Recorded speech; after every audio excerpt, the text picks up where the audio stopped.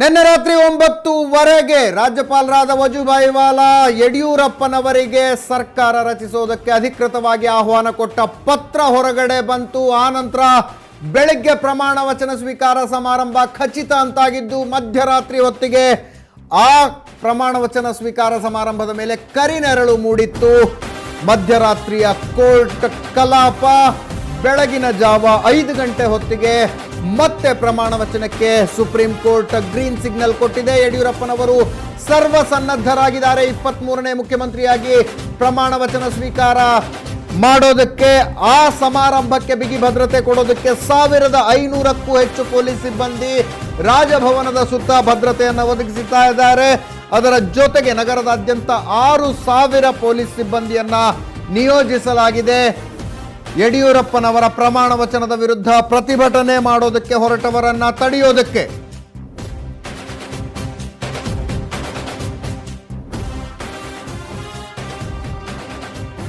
ರಾಜಭವನದ ಸುತ್ತ 1500 ಪೊಲೀಸರು, ನಗರದಾದ್ಯಂತ 6000 ಪೊಲೀಸರು ಸುಸೂತ್ರವಾಗಿ ಪ್ರಮಾಣ ವಚನ ಸ್ವೀಕಾರ ಸಮಾರಂಭ ನಡೆಯುವಂತೆ ನೋಡಿಕೊಳ್ಳುವ ಜವಾಬ್ದಾರಿಯನ್ನ ಹೊತ್ತಿದ್ದಾರೆ.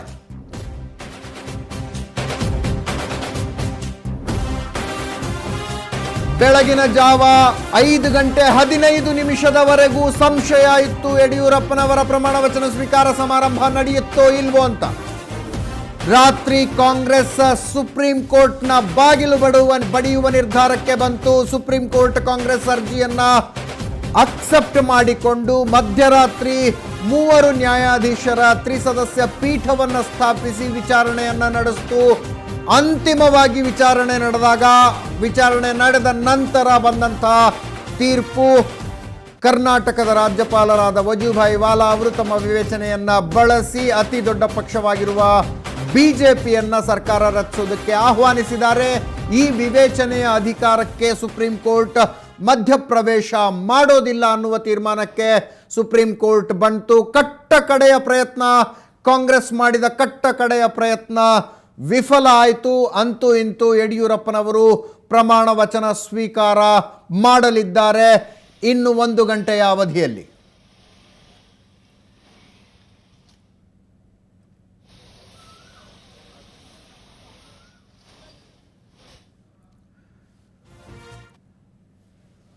ಬೆಂಗಳೂರಿನ ಡಾಲರ್ಸ್ ಕಾಲನಿಯಲ್ಲಿರುವಂತಹ ಯಡಿಯೂರಪ್ಪನವರ ಖಾಸಗಿ ನಿವಾಸದ ದೃಶ್ಯಗಳನ್ನ ನೀವು ನೋಡ್ತಾ ಇದ್ದೀರಿ. ಅಭಿಮಾನಿಗಳು ಬ್ಯಾನರ್ ಕಟ್ತಾ ಇದ್ದಾರೆ. ಈಗಾಗಲೇ ಜನ ಬರೋದಕ್ಕೆ ಶುರುವಾಗಿದ್ದಾರೆ ಅವರ ಧವಳಗಿರಿ ಮನೆಗೆ. ಬೆಂಗಳೂರಿನ ಡಾಲರ್ಸ್ ಕಾಲನಿಯ ಯಡಿಯೂರಪ್ಪನವರ ನಿವಾಸದಿಂದ ನೇರ ಪ್ರಸಾರದ ದೃಶ್ಯಗಳನ್ನು ನೀವು ನೋಡ್ತಾ ಇದ್ದೀರಿ. ಪೊಲೀಸರು ಈಗಾಗಲೇ ಬಿಗಿ ಭದ್ರತೆಯನ್ನ ಕೊಟ್ಟಿದ್ದಾರೆ ಯಡಿಯೂರಪ್ಪನವರ ಮನೆಗೆ.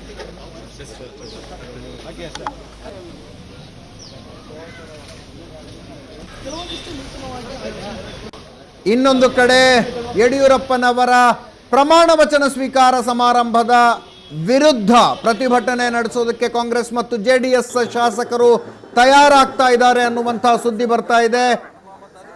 ಈಗಲ್ಟನ್ ರೆಸಾರ್ಟ್ನಲ್ಲಿ, ಬಿಡದಿ ಬಳಿ ಇರುವ ಈಗಲ್ಟನ್ ರೆಸಾರ್ಟ್ನಲ್ಲಿ ಕಾಂಗ್ರೆಸ್ ಶಾಸಕರು ಬೀಡು ಬಿಟ್ಟಿದ್ದಾರೆ.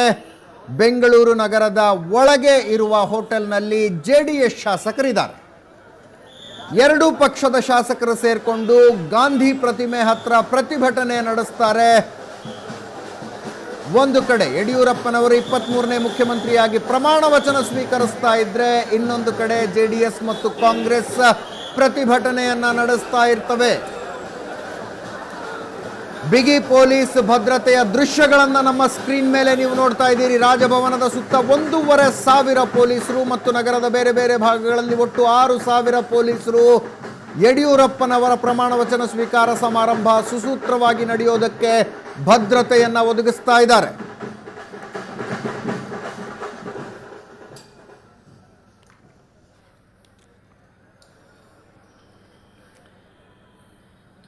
ನಮ್ಮ ರಿಪೋರ್ಟರ್ಗಳಾದ ರವಿ ಶಿವರಾಮ್, ಶ್ರೀನಿವಾಸ್ ಮತ್ತು ವೀರೇಂದ್ರ ಬೇರೆ ಬೇರೆ ಜಾಗಗಳಿಂದ ನೇರ ಸಂಪರ್ಕದಲ್ಲಿದ್ದಾರೆ. ರಾಜಭವನದಿಂದ ವೀರೇಂದ್ರ ಇದ್ದಾರೆ, ರವಿ ಶಿವರಾಮ್ ಯಡಿಯೂರಪ್ಪನವರ ನಿವಾಸದಿಂದ, ಶ್ರೀನಿವಾಸ್ ಈಗಲ್ಟನ್ ರೆಸಾರ್ಟ್ನಿಂದ ನೇರ ಸಂಪರ್ಕದಲ್ಲಿದ್ದಾರೆ.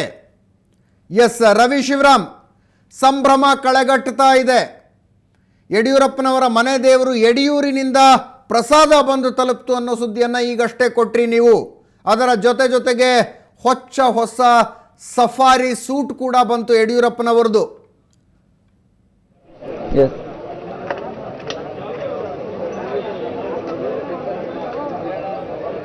ರವಿ, ಯಾವ್ಯಾವ ನಾಯಕರು ಬಂದರು ಯಡಿಯೂರಪ್ಪನವರ ಮನೆಗೀಗ? ಅಜಿತ್, ಈಗ ಮೊದಲನೇದಾಗಿ ರಾಮದಾಸ್ ಅವರು ನಮ್ಮ ಜೊತೆ ನೇರವಾಗಿ ಮಾತಾಡೋದಕ್ಕೆ ರೆಡಿ ಇದ್ದಾರೆ. ಯಡಿಯೂರಪ್ಪನವರ ನಿವಾಸದಲ್ಲಿ ಈಗ ಸಾಕಷ್ಟು ಒಂದು ಸಂಭ್ರಮ ಕಳೆಗಟ್ಟಿದೆ. 2008ರಲ್ಲಿ ತಾವು ಕೂಡ ಸಚಿವರಾಗಿದ್ದಂಥವರು. ಈಗ ಯಡಿಯೂರಪ್ಪನವರು ಮತ್ತೊಮ್ಮೆ ಮುಖ್ಯಮಂತ್ರಿ ಆಗ್ತಾ ಇದ್ದಾರೆ. ಮೊದಲ ಮಾತು, ಕರ್ನಾಟಕ ರಾಜ್ಯದಲ್ಲಿ 5 ವರ್ಷಗಳ ಕಾಲದಿಂದ 6.5 ಕೋಟಿ ಜನ ನಿರೀಕ್ಷೆಯನ್ನು ಮಾಡ್ತಾ ಇದ್ರು. ಒಬ್ಬ ಅಭಿವೃದ್ಧಿಯ ಹರಿಕಾರ, ರೈತರ ನಾಯಕ ಮತ್ತು ಕರ್ನಾಟಕವನ್ನು ನಂಬರ್ 1 ಸ್ಥಾನಕ್ಕೆ ತೆಗೆದುಕೊಂಡು ಹೋಗುವಂಥ ಒಂದು ಪ್ರಯತ್ನವನ್ನು ಮಾಡಿದಂತಹ ಯಡಿಯೂರಪ್ಪನವರು ಮತ್ತೊಂದು ಬಾರಿಗೆ ರಾಜ್ಯದ ಮುಖ್ಯಮಂತ್ರಿ ಆಗಬೇಕಂತ ಹೇಳಿ ಜನ ಬಯಸಿದ್ರು. ಅದರ ಮ್ಯಾಂಡೇಟಿನ ಆಧಾರದ ಮೇಲೆ ಇವತ್ತು ಮುಖ್ಯಮಂತ್ರಿಯಾಗಿ ಪ್ರಮಾಣ ವಚನವನ್ನು ಸ್ವೀಕಾರ ಮಾಡ್ತಾ ಇದ್ದಾರೆ. ಕರ್ನಾಟಕ ರಾಜ್ಯಕ್ಕೆ ಇವತ್ತೊಂದು ಶುಭ ದಿನ ಅಂತ ನಾನು ಅನ್ಕೋತಾ ಇದ್ದೇನೆ. ನೀವು ಬಹಳ ಖುಷಿಯಾಗಿದ್ರಿ. ಕಾಂಗ್ರೆಸ್ JDS ಸಾಕಷ್ಟು ಆಕ್ರೋಶವನ್ನು ವ್ಯಕ್ತಪಡಿಸ್ತಾ ಇದೆ ಈಗಾಗಲೇ. ಯಾಕೆಂದ್ರೆ ಕಾಂಗ್ರೆಸ್ ಮತ್ತು JDS ಸರ್ಕಾರ ರಚನೆ ಮಾಡಕ್ಕೆ ಮುಂದಾಗಿತ್ತು, ಆದರೆ ಯಡಿಯೂರಪ್ಪನವರಿಗೆ ಅವಕಾಶ ಕೊಟ್ಬಿಟ್ಟಿದ್ದಾರೆ ಅಂತ ಹೇಳಿ ಏನ್ ಹೇಳ್ತೀರಿ? ಅಲ್ಲ, ಸಹಜವಾಗಿ ಸುಪ್ರೀಂ ಕೋರ್ಟಿನ ಜಡ್ಜ್ಮೆಂಟ್ ಇದೆ ಅನ್ನೋದು ಗೊತ್ತಿದೆ. ಬಸವರಾಜ ಬೊಮ್ಮಾಯಿ ಅವರ ಕೇಸಲ್ಲೂ ಕೂಡ ಹಿಂದೆ ಬಂದಿದೆ. ಈಗಾಗಲೇ ಕಾನ್ಸ್ಟಿಟ್ಯೂಷನಲ್ ಬೆಂಚ್ ವಿಚಾರವನ್ನು ಹೇಳಿದೆ, ಎಲ್ಲಿ ಸಿಂಗಲ್ ಲಾರ್ಜೆಸ್ಟ್ ಪಾರ್ಟಿ ಇದೆಯೋ ಅವ್ರನ್ನ ಸರ್ಕಾರ ರಚನೆ ಮಾಡಲಿಕ್ಕೆ ಅವಕಾಶವನ್ನು ಕೊಡಬೇಕು ಅಂತ. ಆಸ್ ದಟ್ ಸಂವಿಧಾನದ ಪ್ರಕಾರದಲ್ಲಿ ಇವತ್ತನ್ನು ಕೊಡ್ತಾರೆ ಅನ್ನೋದು ಎಲ್ರಿಗೂ ಗೊತ್ತಿರುವಂಥ ವಿಚಾರನೇ. ಅವ್ರು ಕನಸು ಕಂಡುಕೊಂಡಿದ್ರು ಅನ್ನೋದ್ರ ಬಗ್ಗೆ ವಿಚಾರ ಸಹಜವಾಗಿ ಆಕ್ರೋಶವನ್ನು ವ್ಯಕ್ತಪಡಿಸ್ತಾರೆ. ಬಹಳ ಖುಷಿಯಾಗಿದೆ ಯಡಿಯೂರಪ್ಪನವರು ಮುಖ್ಯಮಂತ್ರಿ ಆಗ್ತಾರೆ ಅಂತ. ಅದ್ರ ಜೊತೆಗೆ ಒಂದಿಷ್ಟು ಆತಂಕ ಕೂಡ ಇದ್ದಂತ ಕಾಣ್ತಾ ಇದೆ. ಯಾಕಂದ್ರೆ ಬಹುಮತ ಸಾಬೀತುಪಡಿಸಕ್ಕೆ ತಮಗೆ ಸಂಖ್ಯಾಬಲದ ಸಮಸ್ಯೆ ಇದೆಯಲ್ಲ? ಇಲ್ಲ, ಆ ಥರ ಏನಿಲ್ಲ. ನಾವು ಸಂಖ್ಯಾಬಲ ಸಾಬೀತು ಮಾಡ್ತೀವಿ ಅನ್ನುವಂಥ ವಿಶ್ವಾಸ ಇರೋದ್ರಿಂದನೇ ನಾವು ಇವತ್ತು ಪ್ರಮಾಣ ವಚನವನ್ನು ಸ್ವೀಕಾರ ಮಾಡ್ತಾ ಇರೋದು, ಸರ್ಕಾರವನ್ನು ರಚನೆ ಮಾಡ್ತಾ ಇರೋದು, ಮೊದಲನೇ ಕ್ಯಾಬಿನೆಟ್ನ ಸಭೆಯನ್ನು ಮಾಡ್ತಾ ಇರುವಂಥದ್ದು. ಹಾಗಾಗಿ ನಮಗೆ ವಿಶ್ವಾಸ ಇದೆ. ನಮಗೆ ಫ್ಲೋರ್ ಆಫ್ ದಿ ಹೌಸ್ನಲ್ಲಿ ಸಹಜವಾಗಿ ನಮ್ಮ ಒಂದು ಬಹುಮತವನ್ನು ಸಾಬೀತು ಮಾಡಿ 5 ವರ್ಷಗಳ ಕಾಲ ಈ ಸರ್ಕಾರವನ್ನು ಮತ್ತು ರಾಜ್ಯವನ್ನು ಮುನ್ನಡೆಗೆ ತಗೊಂಡೋಗುವಂಥ ಒಂದು ವಿಶ್ವಾಸ ನಮ್ಮೆಲ್ಲರಿಗೂ ಕೂಡ ಇದೆ. ಯಡಿಯೂರಪ್ಪನವರು ಹೇಳಿದಂತೆ 17ನೇ ತಾರೀಕಿನಿಂದಲೇ ಇವತ್ತು ಮುಖ್ಯಮಂತ್ರಿಯಾಗಿ ಪ್ರಮಾಣ ವಚನ ಸ್ವೀಕಾರ ಮಾಡ್ತಾವ್ರೆ. ಹಾಗೆ ರಾಷ್ಟ್ರೀಕೃತ ಬ್ಯಾಂಕ್ಗಳ ಸಾಲವನ್ನು ಮನ್ನಾ ಮಾಡ್ತೀವಿ ಅಂತ ಪ್ರಮಾಣ ವಚನ ಇದು ನಿಮ್ಮ ಪ್ರಣಾಳಿಕೆಯಲ್ಲಿ ಹೇಳಿದ್ರಿ. ಹಾಗೆ ಇದನ್ನು ಇವತ್ತೇ ನಿರೀಕ್ಷೆ ಮಾಡಬಹುದಾ? ಅಲ್ಲ, ಸಹಜವಾಗಿ ಯಡಿಯೂರಪ್ಪನವರ ಮೊದಲನೇ ಹೆಜ್ಜೆ ರೈತರ ಪರವಾಗಿರುತ್ತೆ. ಹಾಗಾಗಿ ಯಾವ ಸಂದರ್ಭದಲ್ಲಿ ಅದನ್ನು ತೆಗೆದುಕೋಬೇಕು ಅಂತ ಅವ್ರಿಗೆ ಅನ್ಸುತ್ತೋ ಆ ಕೆಲಸವನ್ನು ಮಾಡ್ತಾರೆ. ಜೊತೆಗೆ ಯಾರೆಲ್ಲ ಪ್ರಮಾಣ ವಚನ ಸ್ವೀಕಾರ ಮಾಡ್ತಾರೆ ಅದನ್ನ ಮುಖ್ಯಮಂತ್ರಿಗಳು ನಿರ್ಧಾರ ಮಾಡ್ತಾರೆ ಮತ್ತು ಹೈಕಮಾಂಡ್ ನಿರ್ಧಾರ ಮಾಡ್ತಾರೆ. ಸೀನಿಯರ್ ಮೋಸ್ಟ್ ವ್ಯಕ್ತಿಗಳು ಯಾರಿರ್ತಾರೆ ಇವತ್ತನ್ನು ಕ್ಯಾಬಿನೆಟ್ ಮಾಡುವಂಥ ದೃಷ್ಟಿಯಿಂದ ಅವರೆಲ್ಲರೂ ಕೂಡ ಕ್ಯಾಬಿನೆಟ್ನಲ್ಲಿ ಇರ್ತಾರೆ. ಮಾಜಿ ಸಚಿವ ರಾಮದಾಸ್ ಅವರು ಹಾಲಿ ಸಚಿವರಾಗಬಹುದಾ? ಅಲ್ಲ, ನಾನು ಯಾವತ್ತೂ ಕೂಡ ಪಕ್ಷದ ಒಬ್ಬ ನಿಷ್ಠಾವಂತ ಕಾರ್ಯಕರ್ತ. ಹಾಗಾಗಿ ಪಕ್ಷ ಏನು ನಿರ್ಣಯವನ್ನು ಕೈಗೊಳ್ಳುತ್ತೋ ಅವತ್ತೂ ಕೂಡ ನಾನು ಬದ್ಧನಾಗಿದ್ದಂಥವನು. ಹಾಗಾಗಿ ಕಳೆದ ಬಾರಿ ಕೂಡ ಮೊದಲನೇ ಬ್ಯಾಚಿನಲ್ಲಿ ನಿನಗಿಲ್ಲಪ್ಪ ಅಂದಾಗ ಹೌದು ಅಂತ ನಾನು ಹಿಂದೆ ಹೋದಂಥವನು. ಹಾಗಾಗಿ ನಾನು ಪಕ್ಷದ ಒಬ್ಬ ಸ್ವಯಂ ಸೇವಕನಾಗಿದ್ದೇನೆ. ಪಕ್ಷ ಏನು ನಿರ್ಣಯ ತೆಗೆದುಕೊಳ್ಳುತ್ತೋ ಅದ್ರ ಪರವಾಗಿದ್ದೇನೆ. ಬಿಜೆಪಿಯ ರಿಸಲ್ಟ್ ಕಡೆ ಮುಖ ಮಾಡುತ್ತಾ ಹೇಗೆ ಅಂತ? ಯಾಕಂದ್ರೆ ಕಾಂಗ್ರೆಸ್ JDS ಈಗಾಗಲೇ ಹೊರಟಿದೆ. ಆ ಥರ ಪ್ರಶ್ನೆ ಇಲ್ಲ. ನಮ್ಮವರೆಲ್ಲ ಇಂಟ್ಯಾಕ್ಟ್ ಆಗಿರೋದ್ರಿಂದ ನಮ್ಮೆಲ್ಲ ಹೊರಗಡೆ ಇದ್ದಾರೆ. ಹಾಗಾಗಿ ಆ ಸಂದರ್ಭದಲ್ಲಿ ಏನು ಬೇಕೋ ಆ ನಿರ್ಣಯವನ್ನು ಕೈಗೊಳ್ಳುತ್ತೆ.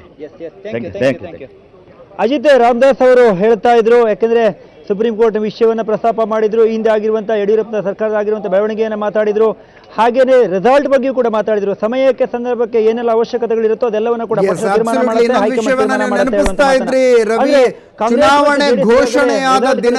ಚುನಾವಣೆ ಘೋಷಣೆಯಾದ ದಿನದಿಂದ ರಿಸಲ್ಟ್ ಬರುವ ದಿನದ ತನಕ ಒಟ್ಟು 11 ಸಲ ಯಡಿಯೂರಪ್ಪನವರು ಬೇರೆ ಬೇರೆ ಕಡೆ ಹೇಳಿದ್ರು.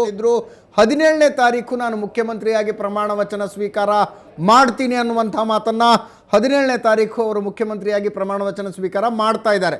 ಕಂಠೀರವ ಸ್ಟೇಡಿಯಂನಲ್ಲಿ ಸಮಾರಂಭ ಅಂತ ಹೇಳಿದ್ರು. ಜಾಗ ಮಾತ್ರ ಬದಲಾಗಿದೆ. ರಾಜಭವನದ ಒಳಗಡೆ ಪ್ರಮಾಣ ವಚನ ಸ್ವೀಕಾರವನ್ನ ಮಾಡ್ತಾ ಇದ್ದಾರೆ. ರಾಮದಾಸ್ ಮಾತನಾಡ್ತಾ ಇರೋದನ್ನು ಕೇಳಿದ್ರಿ.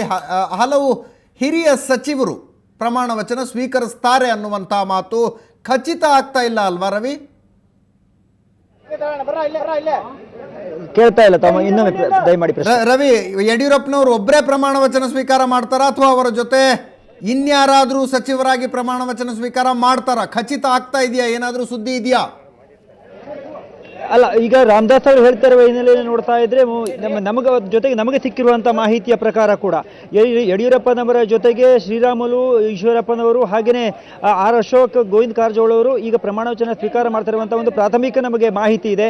ಜೊತೆಗೆ ಆ ಪ್ರಮುಖ ಲೀಡರ್ಗಳು ಕೂಡ ಪ್ರಮಾಣ ವಚನ ಸ್ವೀಕಾರ ಮಾಡ್ತಾ ಇರುವಂಥ ಮಾಹಿತಿಯನ್ನು ರಾಮದಾಸ್ ಅವರು ಕೊಡ್ತಾ ಇದ್ರು. ಆದರೆ ಎಲ್ಲಿಯೂ ಕೂಡ ಹೆಸರನ್ನು ಹೇಳಿಲ್ಲ ಅಥವಾ ಈ ಡಿಸೈಡ್ ಆಗಿದ್ರ ಬಗ್ಗೆ ಅಧಿಕ ಮಾಧ್ಯಮದಿಂದ ಹೇಳಿ. ಆದರೆ ಪರೋಕ್ಷವಾಗಿ ಅವರ ಮಾತಲ್ಲಿ ವ್ಯಕ್ತವಾಗ್ತಿತ್ತು. ಜೊತೆಗೆ ನಮಗೆ ಸಿಕ್ಕಿರುವಂಥ ಮಾಹಿತಿಯ ಪ್ರಕಾರ 4 ಜನ ಸಚಿವರು ಸಚಿವರಾಗಿ ಪ್ರಮಾಣ ವಚನವನ್ನು ಸ್ವೀಕಾರ ಮಾಡ್ತಾರೆ. ಪ್ರಮುಖವಾಗಿ ಈಶ್ವರಪ್ಪನವರು ಸೇರಿದಂತೆ ಎಲ್ಲರೂ ಕೂಡ 4 ಸಮುದಾಯದ ಪ್ರಮುಖರನ್ನ ಬಿಜೆಪಿ ಹೈಕಮಾಂಡ್ ಆ ಪ್ರಮಾಣ ವಚನಕ್ಕೆ ಸಿದ್ಧತೆಯನ್ನು ಮಾಡಿಸ್ತಂತೆ ಕಾಣ್ತಾ ಇದೆ. ಯಾಕೆಂದ್ರೆ ಈಗಾಗಲೇ ಸಂಖ್ಯಾಬಲ ಸಮಸ್ಯೆ ಇದೆ. ಹಾಗಾಗಿ 4 ಸಮುದಾಯದ ಪ್ರೀತಿಯನ್ನು ಒಂದು ಕಡೆ ಎಳ್ಕೊಳ್ಳುವ ನಿಟ್ಟಿನಲ್ಲಿ ಈ ಒಂದು ಕ್ರಮಕ್ಕೆ ಮುಂದಾಗಿದೆ ಅನ್ನುವಂಥ ಮಾಹಿತಿಯೂ ಕೂಡ ಇದೆ. ಅಜಿತ್, ನೋಡೋಣ ಇನ್ನೊಂದು ಅವರಲ್ಲಿ ಬಹುಶಃ ಕ್ಲಿಯರ್ ಪಿಕ್ಚರ್ ಸಿಗುತ್ತೆ. ಯಡಿಯೂರಪ್ಪನವರು ಒಬ್ಬರೇ ಪ್ರಮಾಣ ವಚನ ಸ್ವೀಕರಿಸ್ತಾರ ಅಥವಾ ಅವ್ರ ಜೊತೆ ಬೇರೆ ಯಾರಾದರೂ ಮಂತ್ರಿಗಳಾಗ್ತಾರ ಅನ್ನುವಂಥದ್ದು. ರಾಮದಾಸ್ ಅವರು ಇನ್ನೊಂದು ಮಾತನ್ನು ಹೇಳ್ತಾ ಇದ್ರು, ಬಹುಮತ ಸಾಬೀತುಪಡಿಸುವ ವಿಶ್ವಾಸ. ಎಲ್ಲಿಂದ ಬರ್ತಾರೆ ರವಿ ಇನ್ನು 8 ಜನ? ಅಜಿತ್, ಈಗ ರಾಮದಾಸ್ ಅವರು ಹೇಳದಂತೆ ನಮಗೆ ಬಹುಮತವನ್ನು ಸಾಬೀತುಪಡಿಸೋದಕ್ಕೆ ಧೈರ್ಯ ಇರೋದ್ರಿಂದನೇ ಅಧಿಕಾರ ರಚನೆಗೆ ಮುಂದೆ ಬಂದಿದ್ದೀವಿ. ಹಾಗಾಗಿ ಅದೆಲ್ಲವೂ ಕೂಡ ಆಗತ್ತೆ ಹೇಳುವಂತ ಒಂದು ನಿರಾಳ ಭಾವದಲ್ಲಿ ಮಾತನಾಡ್ತಾ ಇದ್ರು.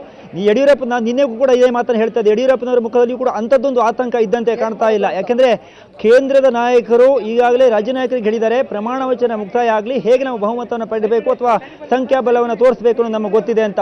ಹಾಗಾಗಿ ಬೇಕಾಗಿರುವ ಎಲ್ಲ ಪೂರ್ವ ಸಿದ್ಧತೆಗಳನ್ನು ಕೂಡ ಎಲ್ಲೋ ಒಂದು ರೀತಿ ಮಾಡಿಕೊಂಡಂತೆ ಕಾಣ್ತಾ ಇದೆ. ಆದರೆ 2 ಫ್ಯಾಕ್ಟ್ಗಳು ಇಲ್ಲಿ ಕಾಣ್ತಾ ಇದ್ವಿ ಅಜಿತ್. ಒಂದು ವೇಳೆ ಬಹುಮತ ಸಾಬೀತುಪಡಿಸೋದಕ್ಕೆ ಯಶಸ್ವಿ ಆದರೆ ಬಿಜೆಪಿ ಸಹಜವಾಗಿ ಗೆದ್ದಂತೆ. ಆದರೆ ಒಂದು ವೇಳೆ ಬಹುಮತ ಸಾಬೀತುಪಡಿಸೋದಕ್ಕೆ ವಿಫಲವಾದಲ್ಲಿ ಒಂದು ರೀತಿಯ ಸಿಂಪತಿ ಇವರಿಗೆ ಕ್ರಿಯೇಟ್ ಆಗುತ್ತೆ. ಅಂದು ಏನು ವಾಜಪೇಯಿ ಅವರಿಗೆ ಆಗಿತ್ತು, ಕೆಲವು ದಿನಗಳ ಕಾಲ ಅವರು ಪ್ರಧಾನಿ ಆಗಿದ್ರು, ನಂತರದಲ್ಲಿ ಅವರಿಗೆ ಬಹುಮತ ಸಾಬೀತುಪಡಿಸೋದಕ್ಕೆ ಸೋಲಾಯಿತು. ಆದರೆ ಒಂದು ಸಿಂಪತಿ ಕ್ರಿಯೇಟ್ ಆಗಿತ್ತು. ಲೋಕಸಭಾ ಚುನಾವಣೆ ಸನಿಹದಲ್ಲಿರುವ ರಾಜ್ಯದಲ್ಲಿ ಈಗ ಇಂಥದ್ದೊಂದು ಬೆಳವಣಿಗೆ ಆದರೆ ಅದು ಬಿಜೆಪಿಗೆ ಲಾಭವಾಗಿಯೇ ಪರಿಣಾಮವಾಗುತ್ತೆ, ಹೊರತಾಗಿ ನಷ್ಟ ಆಗೋದಿಲ್ಲ ಎನ್ನುವಂತ ಲೆಕ್ಕಾಚಾರ ರಾಜ್ಯ ನಾಯಕರದು ಮತ್ತು ಕೇಂದ್ರ ನಾಯಕರಿಗೆ.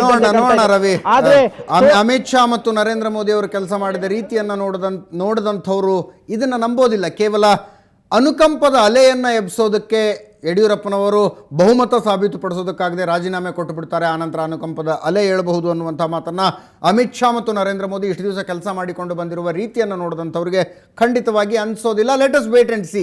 ನಾನು ವೀರೇಂದ್ರ ಹತ್ರ ಹೋಗ್ತಾ ಇದ್ದೀನಿ. ರಾಜಭವನದಿಂದ ನೇರ ಪ್ರಸಾರದಲ್ಲಿ ವೀರೇಂದ್ರ ಇದ್ದಾರೆ. ವೀರೇಂದ್ರ, ಈ ಸಲ ನಿಜವಾಗಿಯೂ ಕಿಂಗ್ ಮೇಕರ್ ರೋಲ್ ಪ್ಲೇ ಮಾಡಿದವರು ರಾಜ್ಯಪಾಲರೇ? ಎಸ್ ಖಂಡಿತ ಅಜಿತ್. ರಾಜಭವನದ ಗಾಜಿನ ಮನೆ ಒಳಗೆ ನಾವಿದ್ದೇವೆ. ನೀವು ನೋಡ್ಬೋದು, ರಾಜಭವನದ ಗಾಜಿನ ಮನೆಯಲ್ಲಿ ಸಕಲ ಸಿದ್ಧತೆಗಳು ಕೂಡ ಪೂರ್ಣ ಆಗಿದೆ. ಅಷ್ಟೇ ಅಲ್ಲ, ನೀವು ನೋಡ್ತಾ ಇದ್ದೀರಿ ಈಗ JP ನಡ್ಡಾ, ಧರ್ಮೇಂದ್ರ ಪ್ರಧಾನ್, ಪ್ರಕಾಶ್ ಜಾವಡೇಕರ್, ಈ 3 ನಾಯಕರು ಕೂಡ ಈಗ ರಾಜಭವನಕ್ಕೆ ಆಗಮಿಸಿದ್ದಾರೆ. BS ಯಡಿಯೂರಪ್ಪ ರಾಜ್ಯದ 24ನೇ ಮುಖ್ಯಮಂತ್ರಿಯಾಗಿ ಪ್ರಮಾಣ ವಚನ ತೆಗೆದುಕೊಳ್ಳಲಿಕ್ಕೆ ಕ್ಷಣಗಣನೆ ಆರಂಭ ಆಗಿದೆ. ಈ ಹಂತದಲ್ಲಿ ಎಲ್ಲ ಸಿದ್ಧತೆಗಳು ಕೂಡ ಪೂರ್ಣ ಆಗಿರುವಂಥದ್ದು. ಹಾಗೂ ಬಿಜೆಪಿಯ ರಾಷ್ಟ್ರೀಯ ನಾಯಕರು, ಹಾಗೆ ಬಿಜೆಪಿ ರಾಜ್ಯ ಉಸ್ತುವಾರಿ ಇದ್ದಂಥ ಪ್ರಕಾಶ್ ಜಾವಡೇಕರ್, ಧರ್ಮೇಂದ್ರ ಪ್ರಧಾನ್, JP ನಡ್ಡಾ, ಈ ಎಲ್ಲ ನಾಯಕರು ಕೂಡ ಇಲ್ಲಿಗೆ ಆಗಮಿಸಿದ್ದಾರೆ. ಇನ್ನು ಕೆಲವೇ ಹೊತ್ತಿನಲ್ಲಿ ಪ್ರಮಾಣ ವಚನ ತೆಗೆದುಕೊಳ್ಳಲಿಕ್ಕಿದೆ. ಅದಕ್ಕೆ ಬೇಕಾದಂಥ ಎಲ್ಲ ಸಿದ್ಧತೆಗಳು ಕೂಡ ಪೂರ್ಣ ಆಗಿದೆ. ನೀವು ನೋಡ್ಬೋದು, ರಾಜಭವನದ ಗಾಜಿನ ಮನೆಯ ವೇದಿಕೆ ಎದುರು ಭಾಗದಲ್ಲಿ ಆಸನಗಳ ವ್ಯವಸ್ಥೆಯನ್ನ ಮಾಡಿರುವಂಥದ್ದು. ಕಾರ್ಯಕರ್ತರಿಗೆ ಹಾಗೂ ಬಿಜೆಪಿಯ ಶಾಸಕರಿಗೆ ಈಗ ಪ್ರವೇಶವನ್ನು ನೀಡಲಾಗ್ತಾ ಇದೆ. ಒಬ್ಬೊಬ್ಬರಾಗಿ ಯಾರಿಗೆ ಪಾಸ್ಗಳಿದೆ ಅವರಿಗೆ ಮಾತ್ರ ಇಲ್ಲಿ ಅವಕಾಶವನ್ನು ನೀಡಲಾಗ್ತಾ ಇದೆ. ಹಾಗೂ ಭಾರಿ ಬಿಗಿ ಪೊಲೀಸ್ ಬಂದೋಬಸ್ತನ್ನು ಕೂಡ ಇಲ್ಲಿ ಏರ್ಪಡಿಸಲಾಗಿದೆ. ಅಜಿತ್, ನೀವು ನೋಡ್ಬೋದು, ಇಲ್ಲಿ ಬಿಜೆಪಿಯ ಮುಖಂಡರು ಕೂಡ ಸುನಿಲ್ ಹೆಗ್ಡೆ, ಪ್ರಾಣೇಶ್ ಸೇರಿದಂತೆ MLCಗಳು, ಸಂಕನೂರ್ ಹಾಗೂ ಹಲವು MLCಗಳು ಕೂಡ ಈಗಾಗಲೇ ಇಲ್ಲಿಗೆ ಆಗಮಿಸಿದ್ದಾರೆ. ಈಗಷ್ಟೇ ರವೀಶ್ ಅವರ ಮಾತ್ರ ಮಾತಾಡ್ತಿದ್ದೆ, ಡಾಲರ್ಸ್ ಕಾಲನಿ ಮನೆ ಎದುರುಗಡೆ ಇದ್ದಾರೆ ಯಡಿಯೂರಪ್ಪನವರ ಮನೆ ಎದುರಿಗೆ. ವೀರೇಂದ್ರ, ನನ್ನ ಧ್ವನಿ ಕೇಳಿಸ್ತಾ ಇದೆಯಾ ನಿಮ್ಗೆ? ಹೇಳಿ. ಹಲೋ, ನಾನು ಈಗಷ್ಟೇ ರವೀಶ್ ಅವರ ಮಾತ್ರ ಮಾತಾಡ್ತಾ ಇದ್ದೆ. ಅಲ್ಲೂ ಕ್ಲಾರಿಟಿ ಇಲ್ಲ, ಕ್ಲಿಯರ್ ಪಿಕ್ಚರ್ ಇಲ್ಲ. ಅಲ್ಲೂ ಕ್ಲಿಯರ್ ಪಿಕ್ಚರ್ ಇಲ್ಲ. ಇವತ್ತು ಯಡಿಯೂರಪ್ಪನವರು ಮಾತ್ರ ಪ್ರಮಾಣ ವಚನ ಸ್ವೀಕಾರ. ಗೋ ಅಹೆಡ್ ವೀರೇಂದ್ರ, ಮುಂದುವರಿಸಿ. ಚುನಾವಣೆ ಘೋಷಣೆಯಾದ ದಿನದಿಂದ ರಿಸಲ್ಟ್ ಬರುವ ದಿನದ ತನಕ ಒಟ್ಟು 11 ಸಲ ಯಡಿಯೂರಪ್ಪನವರು ಹೇಳಿದ್ರು 17ನೇ ತಾರೀಕು ನಾನು ಮುಖ್ಯಮಂತ್ರಿಯಾಗಿ ಪ್ರಮಾಣ ವಚನ ಸ್ವೀಕಾರ ಮಾಡ್ತೀನಿ ಅಂತ. ಇವತ್ತು 17ನೇ ತಾರೀಕು, ಇನ್ನು 1 ಗಂಟೆಯಲ್ಲಿ ಕರ್ನಾಟಕದ 23ನೇ ಮುಖ್ಯಮಂತ್ರಿಯಾಗಿ BS ಯಡಿಯೂರಪ್ಪ ಪ್ರಮಾಣ ವಚನ ಸ್ವೀಕಾರ ಮಾಡೋರಿದ್ದಾರೆ. ಅವರು ಹೇಳಿದ ದಿನಾಂಕ ಸರಿ ಇದೆ, ಜಾಗ ಮಾತ್ರ ಸರಿಯಾಗಲಿಲ್ಲ. ಕಂಠೀರವ ಸ್ಟೇಡಿಯಂನಲ್ಲಿ ಪ್ರಮಾಣ ವಚನ ಸ್ವೀಕರಿಸುವ ಆಸೆಯನ್ನು ಯಡಿಯೂರಪ್ಪನವರು ಇಟ್ಕೊಂಡಿದ್ರು. ಸನ್ನಿವೇಶ ಬದಲಾದ ಕಾರಣಕ್ಕಾಗಿ ರಾಜಭವನದಲ್ಲಿ ಪ್ರಮಾಣ ವಚನ ಸ್ವೀಕಾರ ಮಾಡ್ತಾ ಇದ್ದಾರೆ. ಹಿರಿಯ ಶಾಸಕರು ಕೂಡ ಮಂತ್ರಿಗಳಾಗಿ ಪ್ರಮಾಣ ವಚನ ಸ್ವೀಕಾರ ಮಾಡ್ತಾರ ಅಂತ ಯಾರಿಗೂ ಈ ವಿಷಯದಲ್ಲಿ ಕ್ಲಾರಿಟಿ ಇದ್ದಂಗಿಲ್ಲ. ಶಾಸಕರಾದ ರಾಮದಾಸ್ ಅವರ ಹತ್ರ ಕೂಡ ನಮ್ಮ ರವಿ ಶಿವರಾಮ್ ಅವರು ಮಾತಾಡಿದ್ರು. ಸುದ್ದಿ ಇದುವರೆಗೂ ಹೊರಗಡೆ ಬಂದಿಲ್ಲ ಯಡಿಯೂರಪ್ಪನವರ ಜೊತೆ ಇನ್ಯಾರು ಪ್ರಮಾಣ ವಚನ ಸ್ವೀಕಾರ ಮಾಡ್ತಾರೆ ಅಂತ. ಒಂದು ಸಣ್ಣ ಬ್ರೇಕ್ ಮುಗಿಸ್ಕೊಂಡು ವಾಪಸ್ ಬರ್ತೀವಿ.